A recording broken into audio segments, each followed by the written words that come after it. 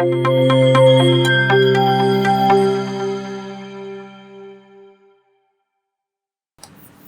हमारे 39वें क्रम में अगर आप देखेंगे यू ललित, ये हमारे 39वें जो आपके सीजीआई हैं यानी कि सुप्रीम कोर्ट के मुख्य न्यायाधीश, chief justice of India, supreme court के मुख्य न्यायाधीश। चूंकि मुख्य न्यायाधीश का जो कार्यकाल होता है भारत में वो कितना रखा गया है, एज लिमिट को याद रखिए, 62 वर्ष तक कि 65 वर्ष तक, कितना है? यू ललित का जो आपका कार्यकाल है, इनकी उम्र की सीमा के आधार पे देखेंगे 8 नवंबर 2022 को क्या हो रहा है, पूर्ण हो रहा है। ठीक, और 8 नवंबर के बाद भारत में आपके नए सीजीआई की नियुक्ति के लिए क्या है, आपका प्रावधान बना हुआ है। भारत में सीजीआई यानी कि मुख्य न्यायाधीश की अगर आप देखेंगे नियुक्ति जो है उसके लिए एक विशेष प्रक्रिया होती है जिसको कहा जाता है कॉलेजियम सिस्टम या कॉलेजियम प्रणाली। अभी कॉलेज के निर्वाचन से जुड़ी भी कोई आपकी संस्था नहीं होती है, इसमें भारत के सर्वोच्च जो विधि आपके अधिकारी रहते हैं वो इस आपके एक पैनल में जुड़े रहते हैं। जो भारत के हाई कोर्ट में या सुप्रीम कोर्ट में जो न्यायाधीश रहते हैं उनकी नियुक्ति के लिए अपनी सिफारिश देते हैं, और इनके द्वारा जो रिकमेंडेशन होता है नाम का उसको सीधे हाथों में लेते हुए राष्ट्रपति ही क्या करेंगे, आपके घोषणा करेंगे कि आपके कौन संबंधित न्यायाधीश होंगे। ठीक है, और परंपरा के अनुसार एक चीज ये निर्धारित की गई है इस कॉलेजियम प्रणाली में, एक जो सिफारिश अनिवार्य रूप से होनी चाहिए, किसके लिए, भारत के सर्वोच्च न्यायालय के मुख्य न्यायाधीश की नियुक्ति के लिए। तत्कालीन आपके सर्वोच्च न्यायालय के न्यायाधीश भी इसमें अपनी क्या देते हैं, अपने उत्तराधिकारी के लिए अपनी सहमति देते हैं। और यू ललित ने भी आपके इस कॉलेजियम प्रणाली के साथ ललित जी का भी जो आपका रिकमेंडेशन है वह आपके भारत के अगले यानी 50वें जो आपके सीजीआई होंगे उस नाम के लिए किसका रिकमेंडेशन चला गया है, श्री डी.वाई. चंद्रचूड़। पूरा नाम है धनंजय यशवंत चंद्रचूड़। अब समझ जाइए भारत में एक नया यशवंत लोहार आ रहा है।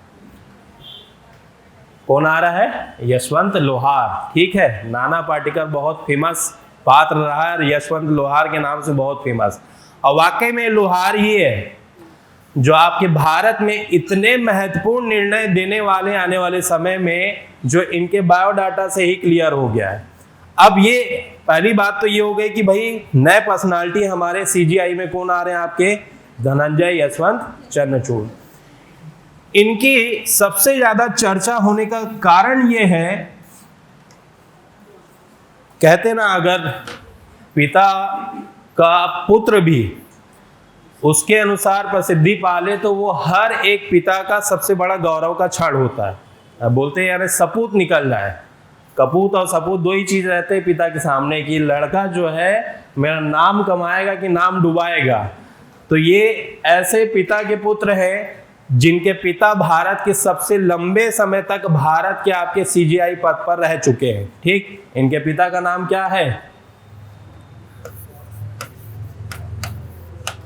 यशवंत विष्णु चंद्रचूड़। जैसे आजकल नया ट्रेंड चला है जेंडर गैप को मिटाने के लिए, महिलाएं जो होती है अपने समानता पति के एक समकक्ष उनका नाम रखती हैं। तो कई जो रहते हैं अपने ये पैटर्न माना जाता है जिसमें पुत्र जो है अपने पिता का ही नाम क्या करता है साथ में जोड़कर रखते हैं। तो यशवंत जी के जो फादर है होंगे विष्णु, तो इन्होंने यशवंत विष्णु रखा। धनंजय जी के पिता का नाम क्या है, यशवंत, इसलिए इनका नाम क्या हुआ, धनंजय यशवंत चंद्रचूड़। अभी इन चीजों को याद रखेंगे तो कभी भूलेंगे कि नहीं कि अभी कौन सीजीआई बना है। ये भारत के सबसे लंबे समय तक आपके सुप्रीम कोर्ट के मुख्य न्यायाधीश होने का जो गौरव प्राप्त है वो किनको प्राप्त है, आपके यशवंत विष्णु चंद्रचूड़। भारत के सुप्रीम कोर्ट के सर्वाधिक समय तक रहने वाले आपके सीजीआई पद के जो पहले व्यक्ति माने जाते हैं वो आपके यशवंत विष्णु चंद्रचूड़। 1978 से आपके 85 तक, यानी इमरजेंसी के बाद के जो दौर रहा भारत में, उस समय भारत के सुप्रीम कोर्ट के मुख्य न्यायाधीश का आपका गौरव किसको मिला था? आपके यशवंत विष्णु चंद्रचूड़। सहबानू प्रकरण भारत में बहुत फेमस माना जाता है, वो इन्हीं के ही आपके बेंच में रहा। कभी संविधान में पढ़ते होंगे तो एक मिनर्वा मिल वाद आता है ना, ये मिनर्वा मिल वाद जो आपके कॉन्स्टिट्यूशन से जुड़ा हुआ आपका मामला है, वो इन्हीं के धनंजय जी के ही फादर ने अपने बेंच में सुना था। सहबानू प्रकरण भारत में मुस्लिम जो विवाह से या फिर आपके पत्नी से जुड़े हुए जो आपके रख रखाव से जुड़ा हुआ जो आपका मामला रहा सहबानू प्रकरण, वो भी आपके यशवंत विष्णु चंद्रचूड़ के ही बेंच में सुना गया था। ठीक, तो इनके फादर जो है पहले आपके भारत में सीजीआई रह चुके हैं और ये पहले ऐसे व्यक्ति रहेंगे जो पिता पुत्र के रूप में आपके भारत में सीजीआई के पद पे पहुंचे। यानी धनंजय चंद्रचूड़ जो है आपके भारत के ऐसे पहले व्यक्ति हैं जिनके पिता भी इस पद पे क्या रह चुके हैं? आपके सीजीआई पद पर रह चुके हैं। ठीक है, अब इनसे जुड़ा हुआ जो सबसे खास बात है जो आपको याद रखना है, जो हमारे रिलेवेंट एग्जाम के लिए बहुत इंपॉर्टेंट है, डी.वाई. चंद्रचूड़ के द्वारा दिए गए कुछ डिसीजन हैं 2018 में जो इन्होंने दिया, 2019 में देखें, 2021 और 2022। देखिए अभी हम देख रहे हैं केवल सीजीआई यानी संवैधानिक पद, लेकिन और भी जो इनसे जुड़े हुए आपके प्रश्न आ सकते हैं उसके बारे में भी देखते हैं। अभी ऐसे कौन कौन से सुप्रीम कोर्ट के निर्णय हैं जो आपके किसी विशेष नियम कानून के तहत दिए गए हैं, जो डी.वाई. चंद्रचूड़ से भी जुड़े हुए हैं। 2018 में इनके द्वारा दिया गया एक बहुत फेमस आपका निर्णय था, निजता के अधिकार पे इन्होंने दिया था, निजता का अधिकार। या हमारे फंडामेंटल राइट्स में कौन से आर्टिकल में मिल जाता है निजता का अधिकार, जिसमें सुप्रीम कोर्ट ने व्याख्या करके डाला है 21। भारत में विवाह या धर्म से रिलेटेड अगर आप देखेंगे, विवाह या धर्म से जुड़ा हुआ जो भी आपका मामला है, ये व्यक्ति के निजता के अधिकार के अंतर्गत आता है। ये पहली बार आपके एक्सप्लेनेशन जो डाला गया था किसके द्वारा डाला गया? आपके डी.वाई. चंद्रचूड़। विवाह संबंधी एक मामला आया हुआ था जिसमें विवाह की बात आती तो सब एकदम क्यूरियस हो जाते, खुश हो जाते हैं। मामला ये था कि एक एडल्ट जो रहे, आपके पेयर जो रहे, उन्होंने अपनी सहमति से ही विवाह कर लिया, लेकिन लड़की के घर वालों ने अपोज किया आपके कोर्ट में कि हमारी लड़की को बहला फुसला करके क्या किया गया है? जबरन विवाह किया गया है। ठीक, उसको लेकर के कई ऐसे एविडेंस भी वहां पर रखे गए जिससे ये सिद्ध हो रहा था कि जबरन विवाह किया गया। लेकिन जब लड़की को सामने लाया गया तब उसने स्टेटमेंट दिया कि मैंने ये जो भी विवाह किया है ये एंटी रिलीजन आपका विवाह था। उन्होंने कहा कि मैं अपनी मर्जी से ही की हूँ, इसमें कोई भी दबाव का नहीं रहा।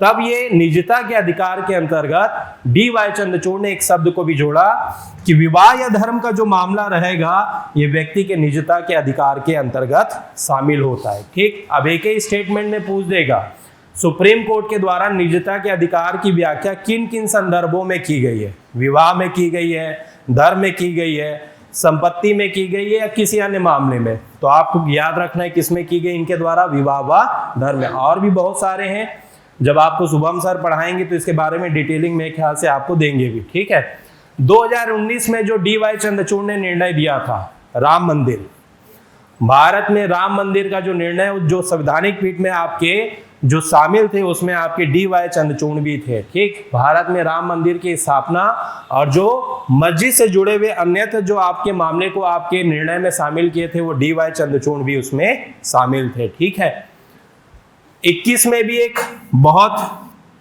इंपॉर्टेंट इनके द्वारा दिया गया था डिसीजन जो बहुत ज्यादा चर्चा में भी रहा, अभी 2022 में भी आपका आया है। ट्विन टावर सुने हैं? नोएडा में था ट्विन टावर, नोएडा के ट्विन टावर का मामला। देखिए केवल एक ही चीज हम देख रहे हैं संवैधानिक नियुक्ति में, लेकिन उससे जुड़े हुए बहुत सारे पहलू हैं जिसको हम एक साथ देख ले रहे हैं। ये ट्विन टावर कहां पर है? नोएडा में। ठीक, चर्चा में क्यों रहा? भारत का पहला मामला जिसमें करप्शन या फिर आपके पर्यावरणीय मामलों के आधार पर लगभग 75 मंजिला जो आपकी एक प्राइवेट जो आपकी बिल्डिंग बनाई गई थी उसको सरकार के द्वारा आपके ध्वस्त कर दिया गया। आजादी के बाद सबसे बड़ा मामला है जो रियल एस्टेट में आपके भारत में पहली बार देखा गया, और इसके लिए भी जो डिसीजन दिया गया था वो किसके द्वारा दिया गया था? आपके DY चंद्रचूड़ के माध्यम से। ठीक है, 2022 में एक और निर्णय आया जो भारत में एबॉर्शन यानी गर्भपात को लेकर के दिया गया है। भारत में अगर देखेंगे गर्भपात यानी कि मेडिकली टर्मिनेशन जो प्रेगनेंसी है आपकी, उसके लिए एक पहले रूल बना हुआ था, उसको अभी रिसेंटली एक नए निर्णय के माध्यम से सुप्रीम कोर्ट ने बदला है। 24 सप्ताह के जो आपके प्रेगनेंसी की अगर स्थिति में अगर कोई भी विवाहित या अविवाहित जो आपकी महिला रहेगी वो गर्भपात करा सकती है, उसे कोई भी कानूनी रूप से इलीगल नहीं ठहराएगा। इसको याद रखिएगा, बहुत इंपॉर्टेंट रिलेवेंट अभी दिया हुआ है। 24 सप्ताह के गर्भ को विवाहित या अविवाहित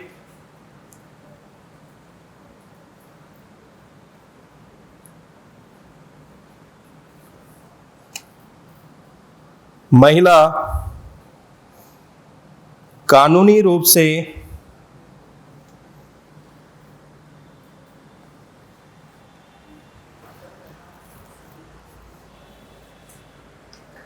गिराने का वैध अधिकार होगा।